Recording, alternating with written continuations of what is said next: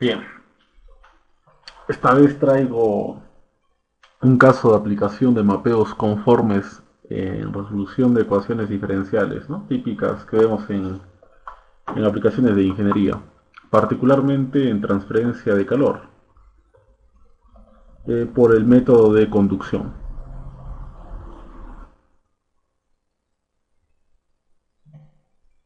Bien, definimos una transformación W igual a f de z y decimos que esa transformación es conforme si en un punto z sub 0 del plano complejo la función es analítica.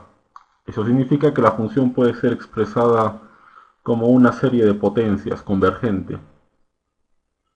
Y adicionalmente, en dicho punto, la derivada de la función compleja en ese punto tiene que ser diferente de cero. Asimismo, una transformación decimos que es una transformación conforme si es que para todo un dominio D la aplicación es conforme en cada punto de dicho dominio. Asimismo, una función se sabe que una función es analítica en un dominio D, las subfunciones u y v, que son la parte real y la parte imaginaria de dicha función, son armónicas en el dominio. Una función armónica implica que cumple la condición de Laplace, ¿no? Ahora, básicamente esto se refiere a hacer una transformación en el plano complejo, ¿no? Partimos del plano complejo y llegamos al plano complejo. Hay ciertas consideraciones interesantes que hay que considerar acerca de los mapeos conformes.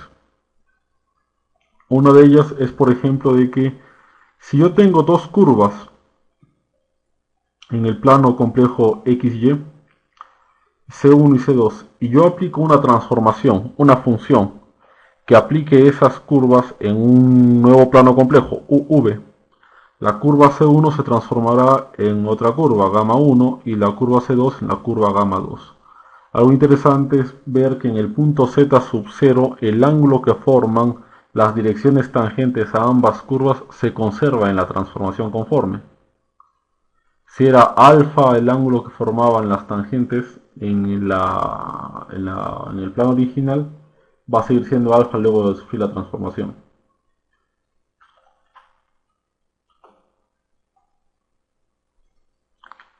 Bien, hay que recordar unos teoremas acerca de la aplicación de mapeos conformes en la resolución de ecuaciones diferenciales. Primer teorema.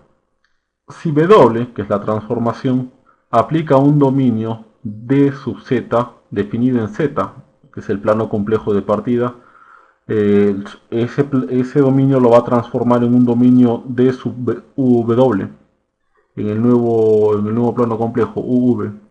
Si H, función de U y V, es una función armónica definida en el dominio dW, entonces la función H de XY, que va a ser una composición de funciones, H minúscula, o función de U, que a la vez es función de X y Y, también va a ser armónica en D sub Z. ¿Sí? Bien. Eso implica que si componemos funciones armónicas, la composición también sigue siendo una función armónica, ¿no? Que sigue cumpliendo la condición de Laplace. Bien. Segundo teorema. Si W es conforme sobre un arco suave C y sea gamma la imagen de C bajo esa transformación, si a lo largo de gamma una función h de v satisface cualquiera de estas condiciones, h sub 0 es una constante real y n es una dirección normal a la curva en el punto, es decir, que h es igual a h sub 0, a una constante, y la derivada direccional de h en dirección normal es igual a 0, entonces se cumple que h de xy, que es una aplicación conforme, que es igual a la composición, ¿no? H minúscula de u, que es función de x y y, y de v, que es de x y, se va a seguir cumpliendo de que h va a seguir siendo igual a h sub 0 y que la derivada de h respecto a la dirección normal también va a ser igual a 0. ¿Qué quiere decir eso?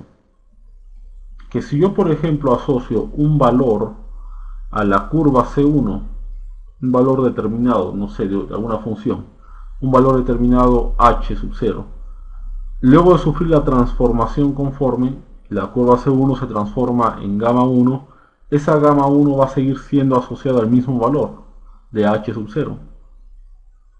No hay ningún problema. Y lo mismo pasaría si hago una derivada normal, ¿no? Si hago la derivada en dirección normal y eso es igual a 0 antes de la transformación, también va a seguir siendo igual a 0 después de la transformación.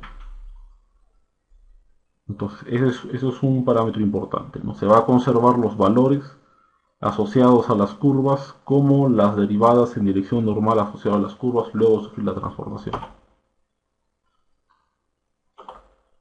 Bien. Entonces, vamos a considerar la ecuación diferencial de conducción del calor. Recordemos que esa ecuación diferencial es una ecuación diferencial parcial de segundo orden. A veces puede ser reducida a una ecuación diferencial parcial de tipo elíptica y otras veces a una tipo parabólica.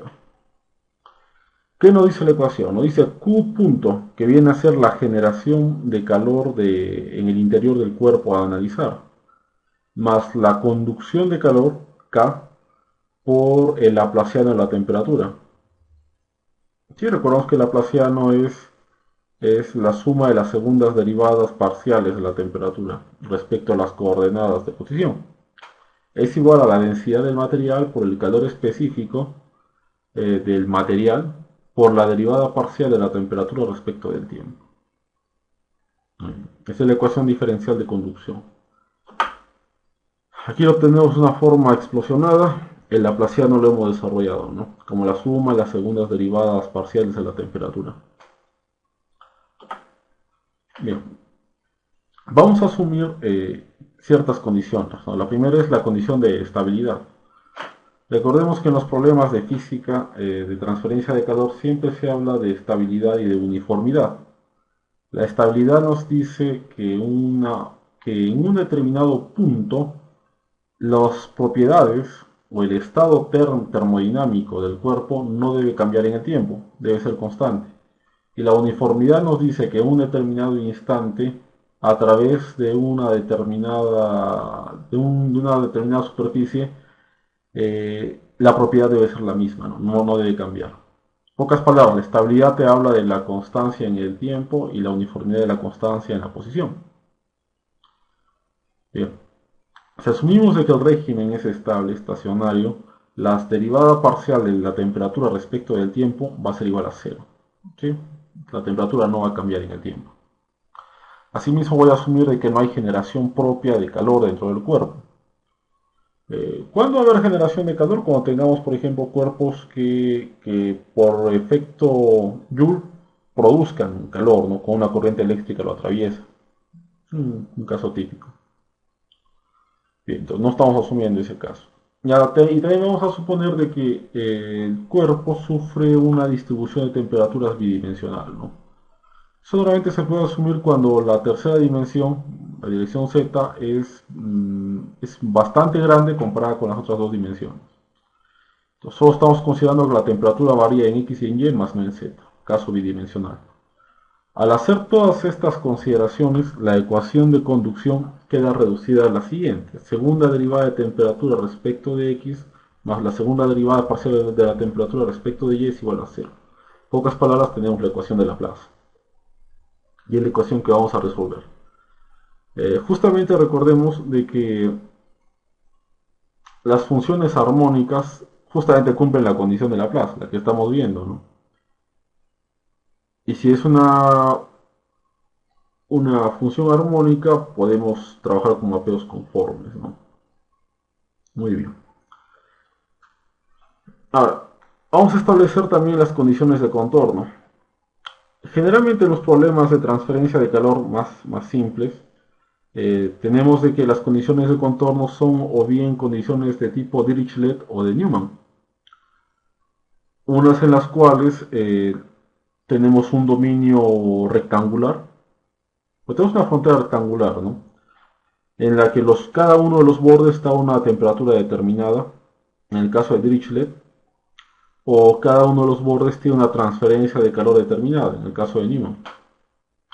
Pero en muchos problemas la situación se complica, porque podemos tener lados que pueden no ser, podemos tener fronteras que no son necesariamente rectangulares, ¿no? Pueden ser circulares, ovoidales, inclusive puede ser que la frontera como tal no exista, en el caso de cuerpos infinitos o semi-infinitos. O es más, puede ser que sea una frontera rectangular, pero que la frontera tenga una condición mixta, ¿no? Que en parte de la frontera exista una temperatura determinada y en ese mismo lado del dominio rectangular tengamos una transferencia de calor determinada, ¿no? Lo que se denomina condición mixta. Bien. Justamente en ese tipo de problemas podemos utilizar la técnica de mapeos conformes. De otra manera, podríamos utilizar los métodos convencionales, ¿no? Para resolver esta ecuación diferencial, que son la separación de variables o la transformada de Fourier o de Laplace, ¿no? Dependiendo. Bien, entonces, siendo t una función armónica a la cual se le asocia una armónica conjugada, ¿no? Sabemos que toda función armónica siempre tiene una armónica conjugada, y juntas pueden definir una función f que también cumple la ecuación de Laplace. Esa función f que cumple la ecuación de Laplace, que sería solución de la ecuación diferencial, en este caso tendría la parte real que sería la temperatura y la parte de psi, la letra psi, que representa las líneas de flujo o la función de corriente, ¿no? Del calor. La función de corriente del calor justamente representa la parte imaginaria de esa función f. Bien, entonces ahora pasamos al primer caso. Vamos a analizar el caso de una pared semi-infinita con aislamiento lateral parcial. Se tiene una pared semi-infinita con dos zapatas aislantes en su esquina inferior izquierda, expuesta a dos temperaturas diferentes, una en cada extremo no aislado. Se requiere determinar la distribución de temperaturas y las líneas de flujo calórico a través de ella. Asimismo, el flujo de calor a través de las secciones de pared vertical y horizontal. Entonces aquí tenemos un caso típico, ¿no? Una pared que sea muy grande, tan grande que se pueda modelar como una pared cuasi infinita. Y justamente en un extremo de esta pared, en una esquina, tengo una zapata que está hecha de un material poco conductor del calor. Entonces podemos asumir de que es un material aislante y que por ahí no va a haber flujo de calor. Sí, en este caso la zapata tiene una forma de L, está sosteniendo la pared. Y un lado de la pared va a estar a 80 grados Celsius, que es la pared, el lado vertical de la pared, y el lado horizontal va a estar a 10 grados Celsius. Asimismo, estoy colocando dos pequeñas secciones de color verde, una que mide L2 y otra que mide L1 sobre esos lados de la pared, con la idea de calcular el flujo de calor a través de esos pequeños lados, esas pequeñas secciones de superficie. Podría ser una ventana, o podría ser un tipo de amortiguador, ¿no? O algún, no sé, a un material diferente que está colocándose en la base de la pared. Bien. Si se dan cuenta, en este caso la frontera de la pared se compone básicamente de dos lados, ¿no? Al ser una pared semi-infinita, tendríamos un lado vertical y un lado horizontal. Y como ya lo mencioné hace un momento, en este caso las condiciones de frontera son mixtas, porque hay una parte en la cual se define que la temperatura es 80 grados Celsius, y en ese mismo lado vertical, donde está la zapata, el flujo de calor vale cero. Entonces ahí viene el problema, ¿no? Eh, Quiero determinar cómo se va a distribuir la temperatura en esta pared, ¿sí? Dónde va a estar la parte que está a 70 grados Celsius, a 30 grados Celsius, y cómo van a ir las líneas de flujo de un lado hacia el otro. Bien. Entonces, como el dominio es convexo, podemos transformar el dominio mediante una serie de mapeos conformes. Siempre recuerden que el mapeo conforme es básicamente una transformación que hacemos en el dominio de los números complejos, ¿no? Vamos a transformar la geometría original, que es complicada, de resolver, en una geometría más conocida, ¿no? Normalmente recuerden que en transferencia de calor tenemos los problemas que usualmente sabemos resolver, son problemas que implican dos paredes infinitamente grandes, ¿no? Que son paralelas, una enfrente de la otra. Y en ese caso es muy simple hallar la función de temperatura, ¿no? Lo mismo que pasa con los casos de cuerpos circunferenciales, ¿no? Las tuberías, los cuerpos, los tubos, por ejemplo, son un caso simple, ¿no?, de solución a un problema de transferencia de calor. La idea es transformar eso, ¿no?, un dominio complicado en un dominio simple, familiar. Entonces, la primera transformación que vamos a hacer va a ser la cuadrática. Entonces, vamos a usar la transformación W1 igual a Z cuadrado. Entonces, hay que recordar qué cosa hace este mapeo. El cuadrado tiene dos efectos sobre el dominio. Lo vamos a ilustrar acá.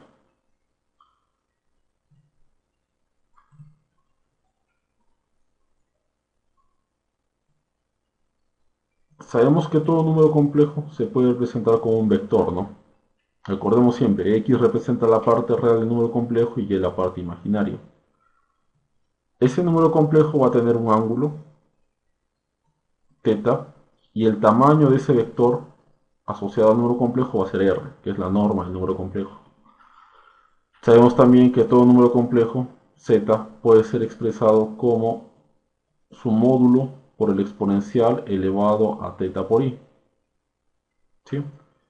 Todo número es justamente lo que se conoce como la forma exponencial del número complejo. ¿Qué sucede cuando ese número complejo lo elevamos al cuadrado? Entonces, el módulo quedaría elevado al cuadrado y el ángulo quedaría duplicado por 2. ¿Eso qué implica? Pues fácil. Si el radio, si el módulo era un número mayor que 1, al elevarse al cuadrado se va a ver un número más grande, lo que implica que el tamaño o la norma del número complejo va a aumentar, va a ser más grande. Ahora, ¿y qué va a pasar con el ángulo? Pues se va a duplicar. Significa que va a girar el número complejo. Va a girar y si esa es la norma mayor que 1, va a extenderse. Obviamente, si la norma es menor que 1, por ejemplo, valiese un medio, al elevarse al cuadrado se vería más pequeña, ¿no? Sufriría una contracción. Entonces va a depender si se contrae o se dilata, va a depender de la norma que tenga el número complejo. Si fuera 1 exactamente la norma, no cambiaría, ¿no? Porque 1 al cuadrado sigue siendo 1. Y aquí lo interesante es ver que el ángulo se va a duplicar, o sea que va a girar al doble del ángulo. Y eso es justamente lo que pasa, ¿no? En este ejemplo, por ejemplo, de la figura que estamos viendo,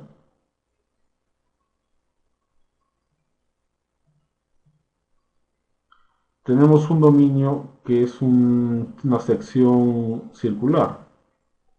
Cuando yo le aplico la transformación z cuadrado, esa sección circular se va a duplicar, va a girar. Y en este caso se va a ver un poquito más grande, ¿no? Entonces, eso es lógico, ¿no? Este número complejo de acá, el que va hacia el punto A, él tiene ángulo cero. Obviamente, al aplicar el mapeo conforme, no va a girar, ¿no? Porque si el ángulo, su dirección vale cero por 2, también seguiría siendo cero. Por eso la prima se queda donde está. Pero el punto C no tiene ángulo cero. El punto C tiene un ángulo determinado, θ. Y al aplicar el z cuadrado, pues ese ángulo va a duplicarse y se va a convertir en 2θ. Y el C en este caso, bueno, por la imagen parece que es un poco mayor que 1, ¿no? Su módulo. Entonces se va a dilatar un poco, ¿no? Va a crecer un poquito y llega a C'. Y eso le va a pasar a todos los puntos que están en el círculo, ¿no? Todos van a girar hasta el doble de la dirección que tenían originalmente y se forma la nueva sección en el plano, W1, ¿no? Esto recuerden que es W1 y esto de acá es Z. Entonces, si yo aplico la transformación W1 igual a Z cuadrado, el dominio se va a ver modificado de esa manera. Ahora, la pregunta es, ¿por qué quiero hacer esa transformación? Bueno, mi primer objetivo es abrir la sección. Recuerden que aquí yo tengo la pared, que no me parece un dominio familiar, ¿no? Cuando yo le aplique la transformación, esa pared se va a abrir. Lo mismo, ¿no? Los números complejos que estén sobre el eje real no van a sufrir modificación, porque tienen dirección cero. Pero los que están en la pared vertical sí. ¿Qué es lo que va a suceder? Pues que este ángulo que vale 90 grados se va a duplicar, va a valer 180. Entonces toda esa sección se va a abrir, ¿no? Y me va a salir la sección que tengo en el lado derecho. Todo este lado de acá, el lado vertical, se va a mover hacia el eje horizontal, ¿no? Porque el ángulo se va a duplicar. Este punto de aquí, Re1, representa el punto hasta el cual va la zapata aislada. Sí, aquí está aislada. Y el punto I representa también la parte en la cual la zapata aislada va verticalmente. Como los dos números 1 e I tienen norma 1, sus módulos no van a cambiar al aplicarse la transformación cuadrática. Si uno sigue estando en 1 y el I que tiene módulo 1 va a seguir siendo 1, ¿no? Y queda acá en menos 1. Entonces, es lo que estamos haciendo acá, ¿no? Estamos viendo qué es lo que pasa cuando le aplico la transformación W a los puntos críticos, ¿no? Que son los puntos donde termina la zapata. 1 al cuadrado es 1 y I al cuadrado es menos 1, ¿no? Y en general, hay que ver lo que pasa en general con cualquier número. Hay que ver qué es lo que pasa en general con cualquier número. Entonces, cualquier número tiene coordenadas x más y, ¿no? Cualquier número z. Si yo le elevo al cuadrado, puedo repartir el cuadrado para cada parte del binomio y desarrollar el binomio. Luego puedo agrupar los términos que contienen y los términos que no contienen y finalmente encuentro la forma general de la primera transformación que estoy aplicando. W1 es igual a x cuadrado menos y cuadrado más 2xy por i. Parte real y parte imaginaria. U1, que es la parte real, sería x cuadrado menos y cuadrado, y V1, que es la parte imaginaria, sería 2xy. Bien.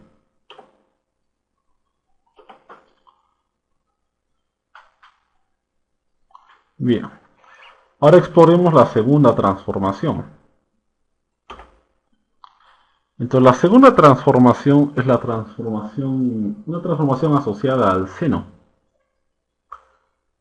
Entonces, exploremos lo que pasa con esa transformación. Si yo tengo, por ejemplo, un dominio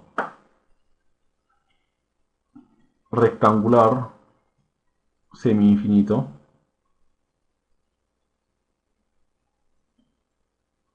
y yo le aplicara la transformación seno,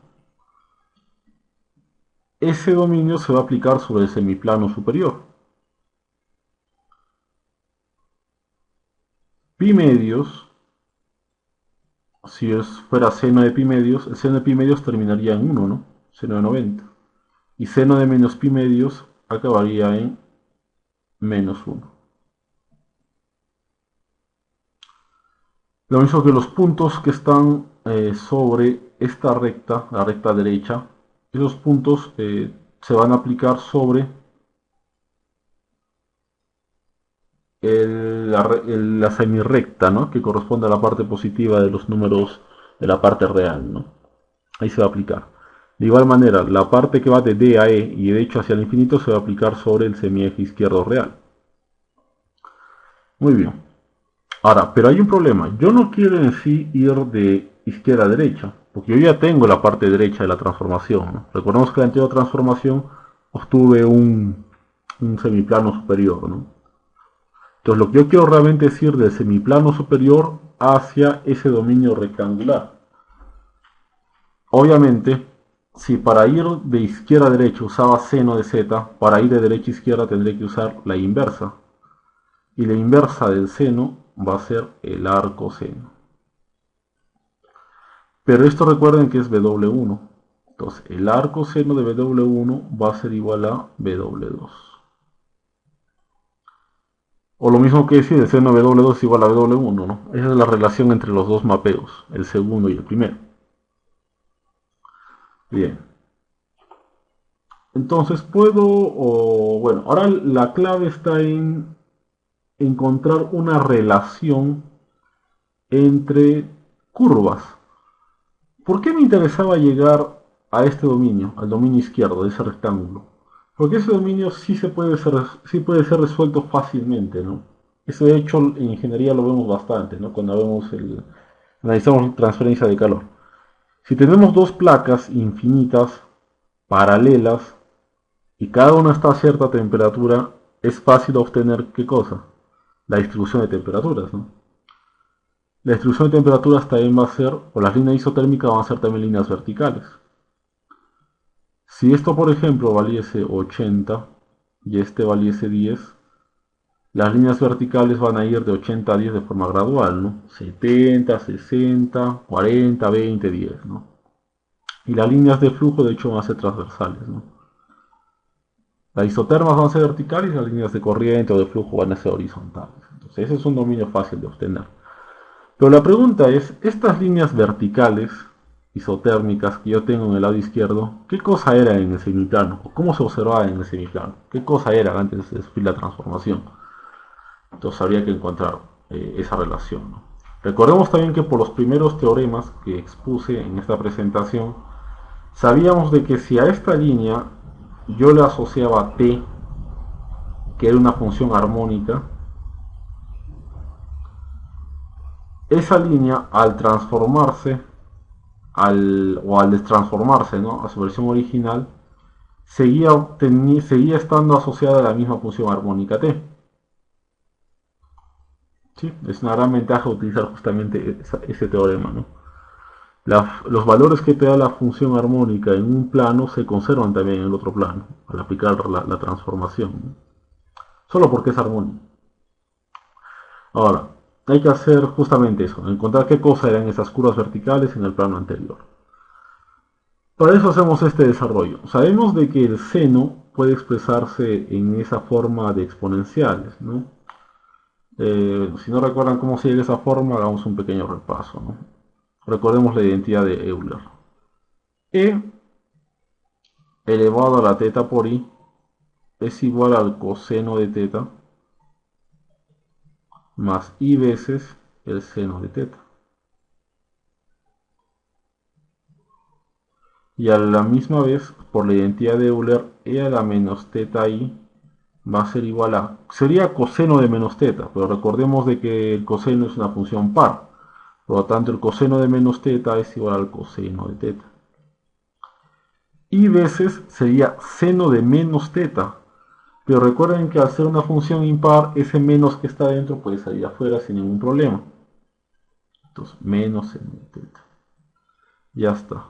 Entonces, ¿qué es lo que yo quiero deshacerme? Los cosenos, para que quede en función de senos. Entonces multiplicaría por menos la segunda ecuación y llegaría finalmente que e a la teta por i menos e a la menos teta por i va a ser igual a 2 veces i por el seno de teta. Y obviamente ese 2i que está multiplicando pasa a dividirlo. Y de ahí sale ese desarrollo que tengo para el seno. Si se dan cuenta, se parece mucho al desarrollo que tengo en las funciones hiperbólicas, ¿no? Al seno hiperbólico, coseno hiperbólico, no es bien similar. Ya está. Entonces, una vez que he llegado a eso, un momento, una vez que he llegado a eso, el siguiente paso es encontrar una relación entre el U2, V2 y el U1, V1. ¿Qué relación tendrá?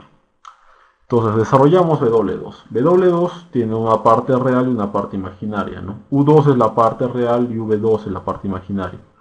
Pero al multiplicarse por I, nos quedaría esta expresión arriba, ¿no? I por U2 menos V2. Del mismo modo hago en la parte del exponencial elevado al negativo de I. W2 es igual a U2 más V2, multiplicamos por I y llegamos a esa expresión. Ahora desarrollo, otra vez aplico la identidad de Euler, ¿no?, para desarrollar cada exponencial. Simplemente estoy factorizando e a la menos V2 en el primer exponencial y e a la V2 en el segundo exponencial y luego aplico identidad de Euler como exponencial.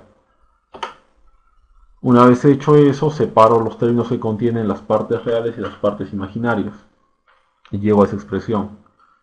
E a la V2 más e a la menos V2 sobre 2 por el seno de U2 más i veces e a la V2 menos e a la menos V2 sobre 2 por el coseno de U2.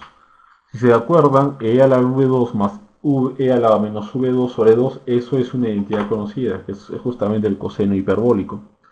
Entonces finalmente tengo que W1, que es U1 más V1 por I, es eso, ¿no? Es coseno hiperbólico de V2 por seno de U2 más seno hiperbólico de V2 por coseno de U2i. Separo las partes por comparación, ¿no? La parte real sería coseno hiperbólico por seno, ¿no? De V2 y de U2 respectivamente, y el otro término sería lo que corresponde al V1, ¿no? Ahora un ejercicio de despeje, ¿no? Voy a despejar el coseno hiperbólico de V2 en la primera ecuación, sería 1 sobre seno de U2, y eso lo reemplazo en la segunda ecuación. Pero ¿cómo lo reemplazo? Pues fácilmente, tengo que llegar simplemente a una identidad hiperbólica, ¿no? Sabemos de que el seno hiperbólico de V2 es la raíz cuadrada del coseno hiperbólico al cuadrado menos 1. De ahí reemplazo lo que obtuve.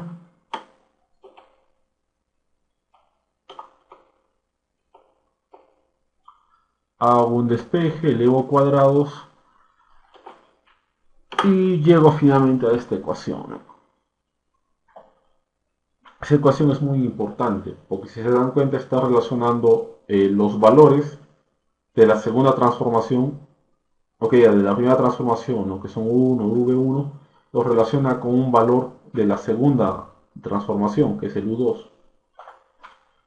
Y eso justamente, si se dan cuenta, representa la ecuación de una hipérbola. Y es una hipérbola que tiene negativo el V1, ¿no? Significa que se abre horizontalmente.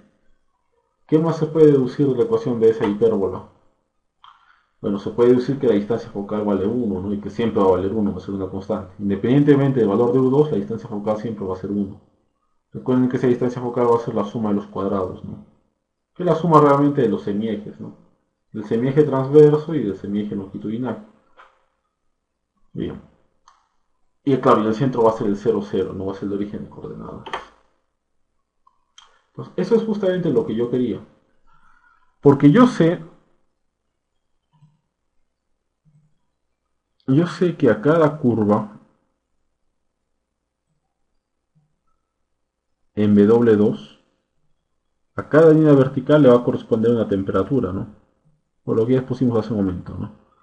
A cada línea vertical le corresponde una temperatura. Y esa temperatura va a estar entonces asociada únicamente ¿a qué? Al valor de U2. Para cada valor de U2 hay una determinada temperatura. Entonces, estas líneas verticales, ¿qué cosa era en el plano anterior? Sabemos que en esta línea vertical la ecuación es simplemente U2. Sí, U2, nada más. Entonces, ¿eso qué era originalmente antes de sufrir la transformación W2?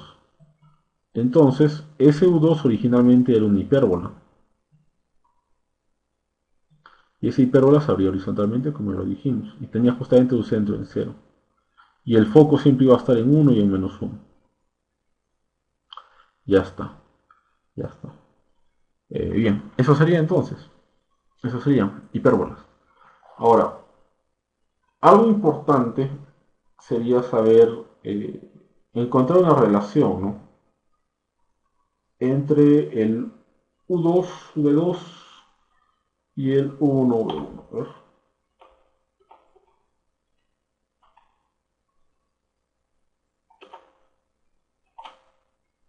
Claro, lo que yo quiero encontrar ahora es el U2, ¿no? Despejar el U2.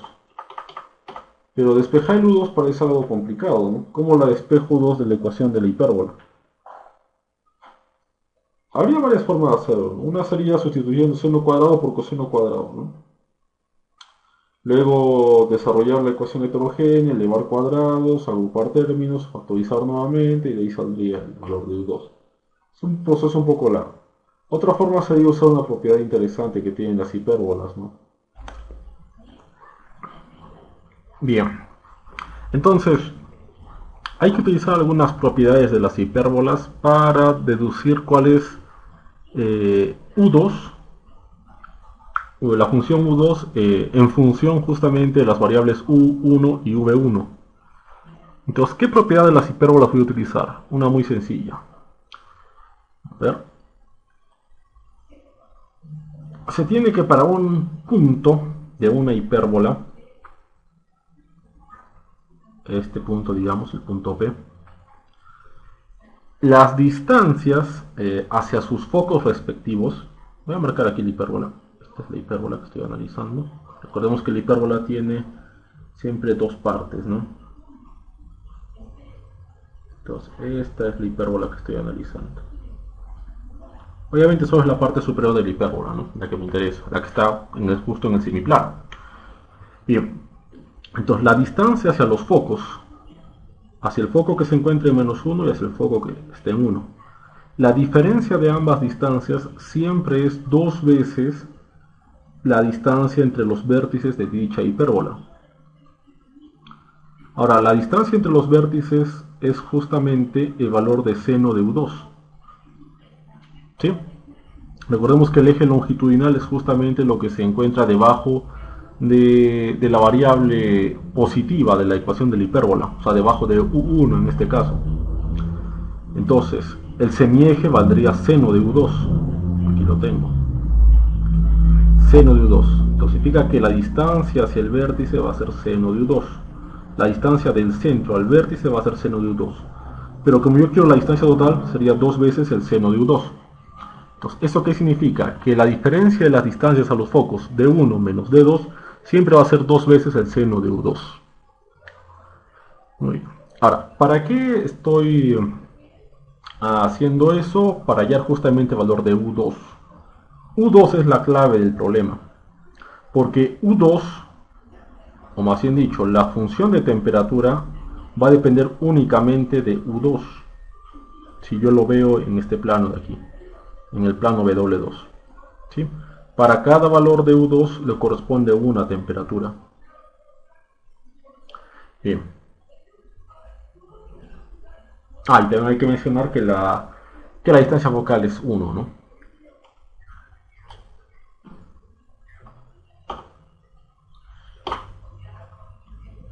Luego, de 1 menos de 2 es 2 veces seno de U2. Ahora desarrollo la distancia, ¿no? Con la fórmula conocida de la geometría analítica, ¿no? La distancia 1 hacia el foco va a ser la distancia del punto U1, V1 al foco que se encuentra en el punto 1, 0. Y la otra va a ser la distancia del punto U1, V1 al foco que se encuentra en menos 1, 0. Entonces aplico simplemente la fórmula conocida, ¿no? De la distancia entre dos puntos. Luego de ahí despejo el valor de U2. Entonces U2, 2 que está multiplicando en la izquierda, divide en el lado derecho y el seno se aplica como arco seno en el lado derecho. De esa manera obtengo el U2 en función de U1 y V1 y he conseguido el objetivo primario. Ahora, hay que encontrar una solución que satisfaga la ecuación diferencial de Laplace, ¿no? Para el sistema bidimensional en el plano W2. Obviamente esa solución va a estar en función del U2.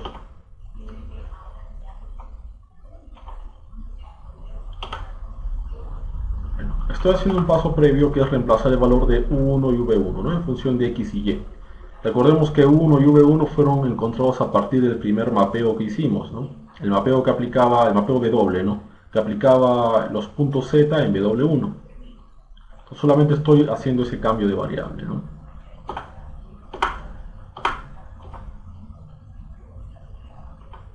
Bien. Ahora, lo que tengo que encontrar es justamente la solución. Pues ya no hay mucho problema, porque si yo tengo dos placas semi-infinitas,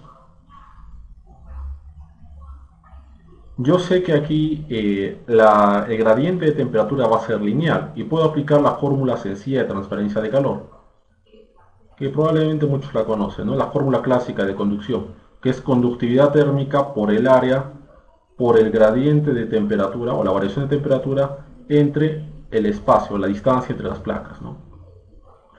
Obviamente aquí estoy poniendo que la distancia entre las dos placas, la placa de 80 grados Celsius y la placa de 100 grados Celsius, vale L en general, ¿no?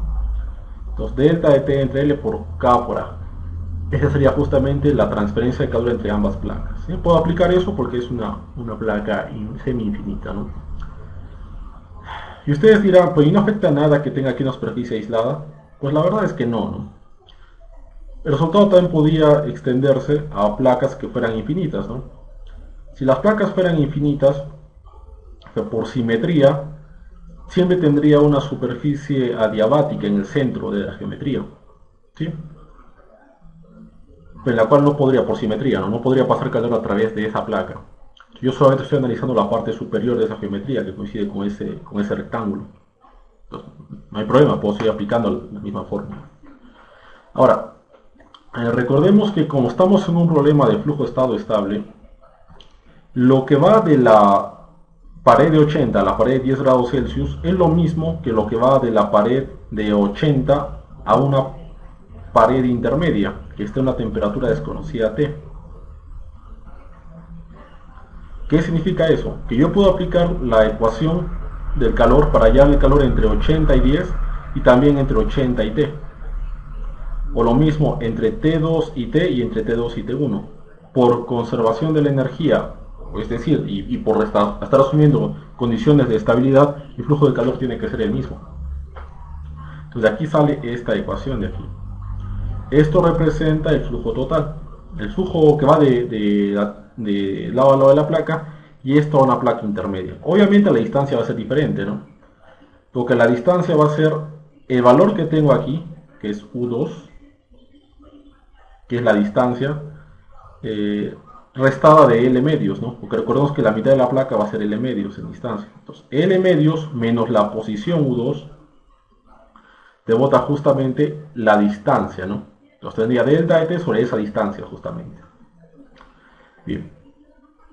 Entonces aquí tengo la variable T y la variable U2. Puedo hacer un simple despeje y tendría finalmente el T en función de U2, que era lo que quería. Esa es la solución a mi ecuación diferencial visto en el plano W2. Pero yo no quiero la solución en función de W2, sino en función de las variables originales, que eran X y Y, del plano complejo original. Recordemos que hemos hecho dos mapeos conformes previos. Entonces, ¿cómo regreso a eso? Pues simplemente reemplazando el valor de U2 que he obtenido en función de X y Y, ¿no? De los dos mapeos conformes previos. Y obtengo finalmente la ecuación de la temperatura para cada punto de X y. Es una ecuación bastante larga y bastante complicada, ¿no? Tengo que aparece 1 sobre pi, que aparece el arco seno, dos términos de raíces con términos cuadráticos cruzados en el interior, multiplicado también por una diferencia de temperaturas y más T1. Para este caso particular que estamos analizando, el L medios, el L vale justamente 2, ¿sí? L medios valdría 1.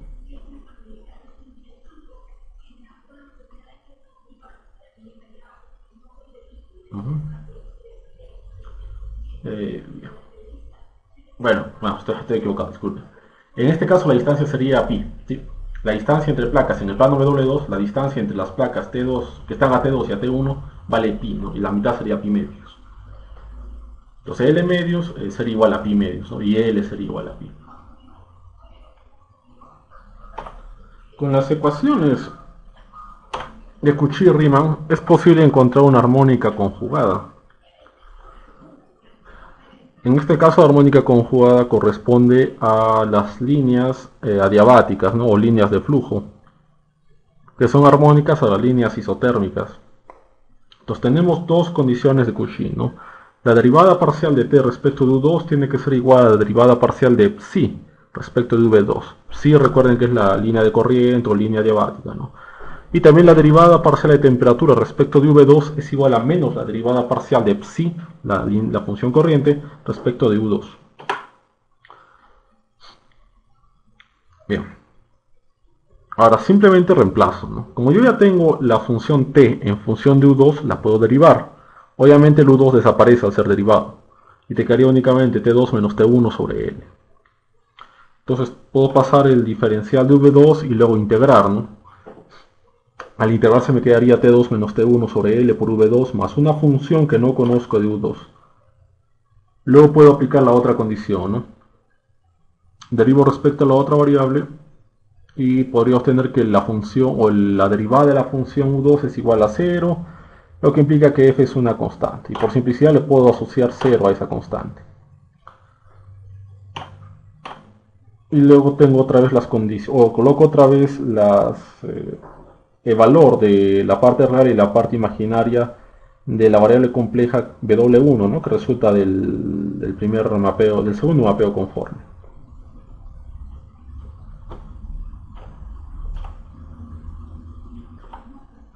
Bien, como siguiente paso, ahora quiero encontrar la ecuación o las ecuaciones que describen las líneas de flujo o las líneas de calor dentro al interior de la placa. Entonces para eso voy a trabajar con U1. En vez de trabajar con B1, trabajo con U1 despejando, ¿no? Despejo el U1 en función del resto de variables. Eso recuerden que salía del mapeo conforme 2, ¿no? Cuando despejé V2 y U2, ¿no? En función de U1 y V1. Entonces despejo U1 y luego despejo en la otra ecuación, ¿no? Y obtengo esta ecuación finalmente. Ahora es algo interesante, ¿no? Porque en el primer despeje, para encontrar la temperatura, obtenía que las curvas estaban en función de U2, mientras que aquí obtengo que las curvas están en función de V2. Entonces, estas curvas serían las curvas adiabáticas, ¿no? Las otras eran las curvas isotérmicas. Y si las curvas isotérmicas eran descritas por funciones hiperbólicas, las curvas adiabáticas vienen descritas por funciones elípticas.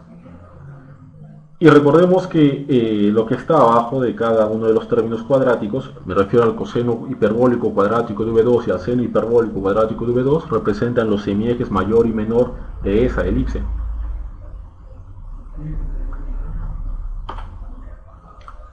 Bien. Ahora, igual que en el caso anterior, quiero encontrar V2. ¿Cuál es el objeto de encontrar V2? Bueno, si las líneas isotermas eran función del U2, las líneas adiabáticas o líneas de flujo son función de V2. Solamente hay que recordar el gráfico original, ¿no? En el gráfico que miramos en el semiplano tenía V2 y tenía U2. Entonces las líneas isotérmicas eran verticales. Entonces hay una línea isotérmica para cada coordenada de U. Mientras que las líneas de flujo tienen que ser cruzadas, tienen que ser horizontales. Por lo tanto solamente son función de V2. Bien. Entonces, para despejar V2 igual, sería un proceso largo hacerlo de la ecuación de la elipse. Entonces recurro a una propiedad que tienen las elipses, ¿no? Que tal vez es conocida por muchos. Bien, ¿qué nos dice esta propiedad? Que la distancia focal al cuadrado más el cuadrado del semieje menor tiene que ser igual al cuadrado del semieje mayor, ¿no? Una suerte de teorema de Pitágoras al interior de la elipse. Entonces aplico esa propiedad y obtengo que la distancia focal va a ser igual a 1, ¿no? Una propiedad de las funciones hiperbólicas, ¿no? Coseno hiperbólico cuadrado menos seno hiperbólico cuadrado es igual a 1. Bien.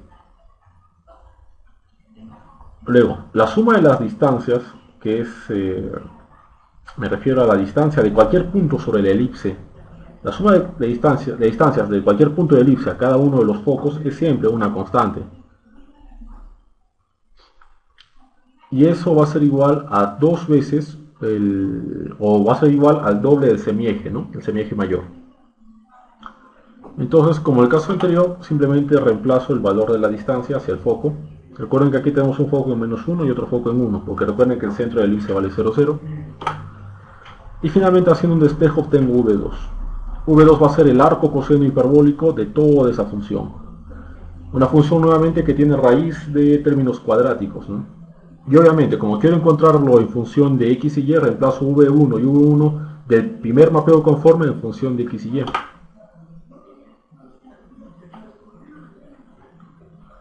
Bien.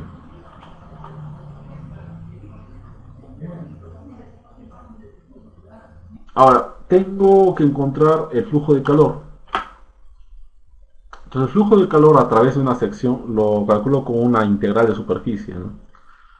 Va a ser la integral de menos k por gradiente de temperatura, producto punto con la normal diferencial de área. Esa normal, recuerden que es la normal, o es un vector normal a cada parte de la superficie donde quiero calcular el flujo de calor. También se puede calcular en función de números complejos, ¿no? Sin necesidad de recurrir a la expresión de t en función de x y y. Recuerden que el producto punto siempre se puede ver como la parte real del producto de dos variables complejas, ¿no? En este caso sería del gradiente de t, pero el gradiente de t es la derivada de f respecto de z, que lo tengo que aplicar el producto con la normal n, pero n va a estar dado en su forma compleja, ¿no? Va a estar dado como un número complejo.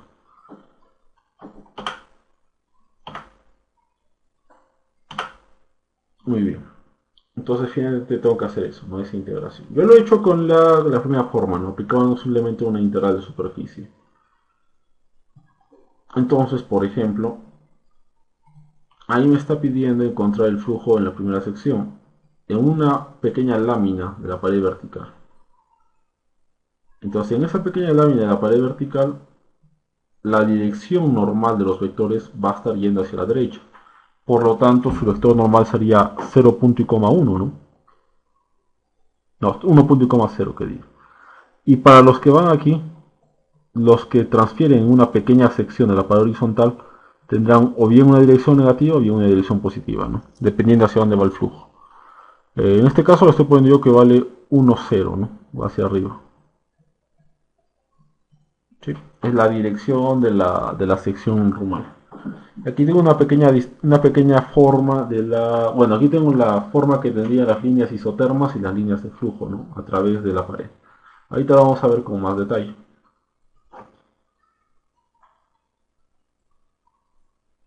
Bien. Siempre recuerden eso, ¿no? Que las líneas de isotérmicas y las líneas de flujo siempre forman 90 grados entre sí, ¿no? Eso explica por qué son funciones armónicas conjugadas, ¿no? Tienen esa propiedad. Bien.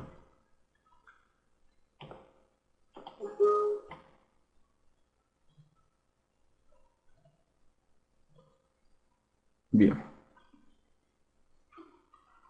Para explorar cuál es el resultado de la transformación, he creado una aplicación en MATLAB, una pequeña aplicación de MATLAB, usando el comando, algunos comandos, ¿no? Comando cal, luego los GUI famosos, ¿no? Bien, entonces, ¿cómo voy a aplicar esto? A ver, bueno, entonces llamo al comando que he creado, que es calor placas tool. Si desean, si desean la aplicación, solamente escríbanme en mis redes sociales, o en mi canal de YouTube, o en el Facebook, ¿no? Y pídame el programa. Yo se los paso sin ningún problema y de forma gratuita. Bien. Entonces aquí está. Entonces en esta pequeña calculadora estoy colocando parámetros de entrada que son las temperaturas de ambos lados de la pared. Entonces, como en nuestro caso estoy viendo de que una va a tener 80 grados Celsius y la otra va a tener 10 grados Celsius. La conductividad térmica va a ser 385 watts sobre metro grado Celsius. Ahora vamos a las longitudes. Sí, longitudes L1 es el pedazo de pared vertical donde quiero calcular el flujo de calor, que sería una longitud, le voy a poner de 2 metros. Y L2 va a ser el pedazo de la pared horizontal donde quiero calcular el flujo de calor también. Le voy a poner 4. Espesor es el ancho que tiene la pared, ¿no? 5. Y aquí me botan los resultados. Pongo calcular y tengo que esperar a que se haga la resolución. ¿No? Ya está. Entonces aquí obtengo lo primero, que es la distribución de temperaturas y también las líneas del gradiente térmico. Podemos ver en líneas rojas las zonas más calientes y en líneas o en color azul las secciones que están más frías. Por ejemplo, la sección más caliente es 80 grados Celsius, ¿no? Que corresponde justamente a la parte vertical, a una sección de la parte vertical. Recuerden que la zapata aislada va de 0 a 1 en la sección vertical y también de 0 a 1 en la sección horizontal. Y lo mismo que las secciones más frías que están cerca de 10 grados Celsius, ¿no? Y podemos ver también que las líneas isotermas tienen casi comportamiento lineal cuando me alejo de la esquina de la zapata, ¿no? Pero cuando me acerco a la esquina de la zapata tiene un comportamiento curvo. De hecho, es posible aún, es posible si se dan cuenta y se percatan, es posible aún encontrar o ver la forma que tienen las hipérbolas, de las que vimos en el análisis, ¿no? Si se dan cuenta, las líneas isotermas tienen justamente, las líneas isotermas, que son las azules, tienen formas todavía hiperbólicas, ¿no? Y esas formas hiperbólicas tienen siempre su foco en 1, ¿no? Nunca llega a tocar el 1, pero siempre se acercan a él, ¿no? Los casos extremos están justamente en las líneas verticales. Ahora, también pueden ver eso en el gradiente, ¿no? El gradiente sale de la izquierda y va yendo hacia la derecha, ¿no? Ahora veamos las líneas de flujo, las líneas de flujo de calor. Las líneas de flujo de calor, a medida que nos alejamos de la esquina, tienen forma de círculo, las líneas negras, ¿no? Se parecen a circunferencias. pero cuando me acerco a la zona de la zapata cambian esa forma y tienen una forma más parecida a en una parte a una elipse, pero pasado cierto rango ya se deforman, ya dejan de ser elipses, ¿no? Y se comportan como algo así de formas medias hiperbólicas, medias extrañas, ¿no? Y también algo interesante, es que las líneas de flujo de calor, justamente en la parte donde están las zapatas, no entran a la pared. Y eso es lógico, porque a través de la pared, como es un caso de zapatas aisladas, el flujo de calor vale cero. Significa que las líneas de corriente no pueden ser normales en esa sección. Son normales a partir del 1, ¿no? De 1 a 4 a la derecha, 1 a 4 en la parte superior, sí, las líneas de calor entran normal a la pared. Pero justamente en las secciones de la zapata no entran normal. De hecho, tratan de moverse paralelas a la pared, ¿no? Porque por ahí no puede haber flujo. Bien, bien. Y también he calculado los flujos de calor, ¿no? El flujo de calor 1 sería 82.5361, que sería lo que sale, ¿no? Neto de calor en la sección de 2 metros de la pared vertical. Y lo que entra a la sección horizontal en 4 metros sería 159.381 kilowatts. Bien.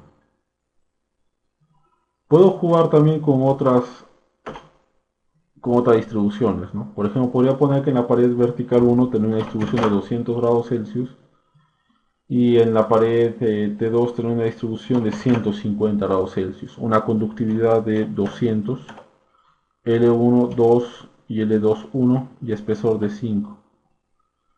Y podría calcular nuevamente otra distribución de temperaturas, ¿no? Entonces igual, siempre el flujo, la parte caliente va a estar en la pared vertical y la parte fría va a estar en la pared horizontal. Y gradualmente va a ir cambiando en forma de rectas, ¿no? Cuasi oblicuas, va a ir variando la temperatura sin ningún problema. Entonces eso era de esperarse tal vez, ¿no? Bien. Bien, aquí nosotros tenemos que los flujos son bastante similares, ¿no? Los flujos de calor a través de cada una de las secciones. Y ya estaría. Bien. Esa es bueno, hay que notar siempre, ¿no? Que la ventaja de este método de mapeos conformes, como lo vuelvo a mencionar, es justamente que me permite trabajar con problemas que tengan condiciones de frontera mixtas, ¿no? Que a veces son los problemas más complicados. Otra forma de resolver sería con métodos numéricos, ¿no? Utilizando método de diferencias, ¿no? Diferencias finitas en dos dimensiones, ¿no? Bidimensionales. Pero no voy a explorar eso, ¿no? Bien. Por ahora, hasta aquí nos quedamos. Luego veremos el análisis de otro tipo de geometrías, ¿no? Geometrías radiales. Gracias.